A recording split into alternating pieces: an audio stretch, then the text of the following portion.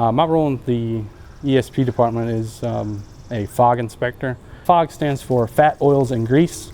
I majorly deal with inspecting commercial restaurants and small businesses that have a grease trap installed in their waste system. Predominantly, everybody who has a backflow would also have a grease trap in most of the area. The general depiction of any place that prepares or preps food for public sale is the general description of it, because it allows for a settling time for oils and greases to congeal, and have a outside third-party pumper remove that before it is released into our public sewer system. Because in the longevity of a sewer system's piping, fat, oils, and grease are one of the key contributors to eroding the linings inside of those pipings, and also one of the key components into causing a blockage or a clot, which would cause extensive work or services to undo that, because it is not going to be as open to get to. It's going to be underground, running through lines, and also a clog that's going to stop multiple sections of your sewer up. You're going to have different versions of fat, oils, and grease. People think grease is one predominant thing. It is not just from your bacon or your meat cook. It could also be your oils that you cook from baking a piece of bread that you're going to have in the bottom of your pan. That's going to be a different type of oil. It's going to take a different amount of time to separate from water, and that is the importance of having a grease trap. Some are in the floor of your kitchen. Some of them are in the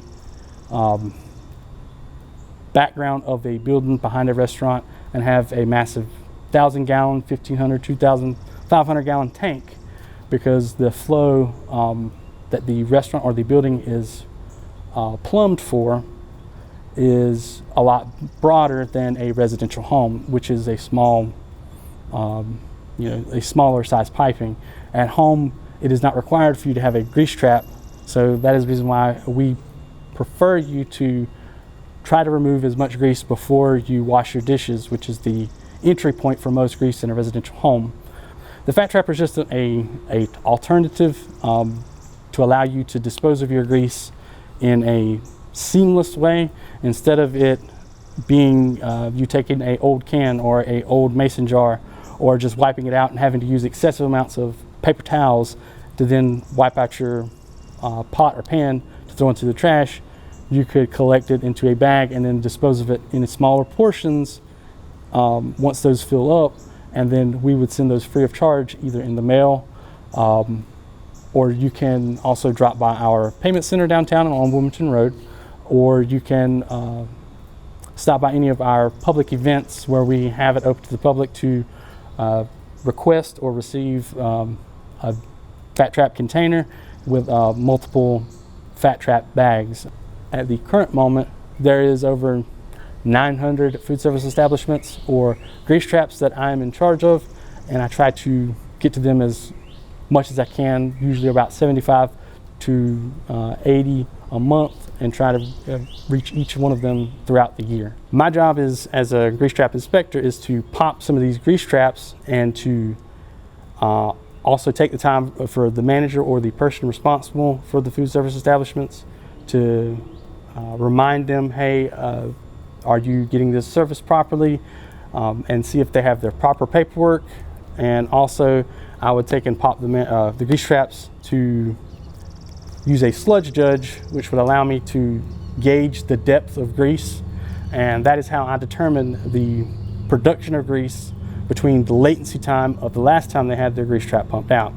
If it is within a certain range, then I would recommend them pumping, or if it seems to be that range, or they could go a little bit longer, I can inform them of a different variation of frequency. Hint, that is why PWC has the ability to determine frequency of pump out. We don't want to charge a subway to pump out monthly, because it is a cost occurrence from a third-party person to have that pumped out, versus a company that needs to be per monthly. And we also take response from said businesses. If they have a question, or if they want to extend that frequency, they can contact me, My number is 910-263-4993. And I can respond to any questions or concerns to those businesses, and also visit out there and determine that frequency with comparatively to their past history and to their present situation. A few minutes of grease prevention can save you thousands in a plumber's phone call.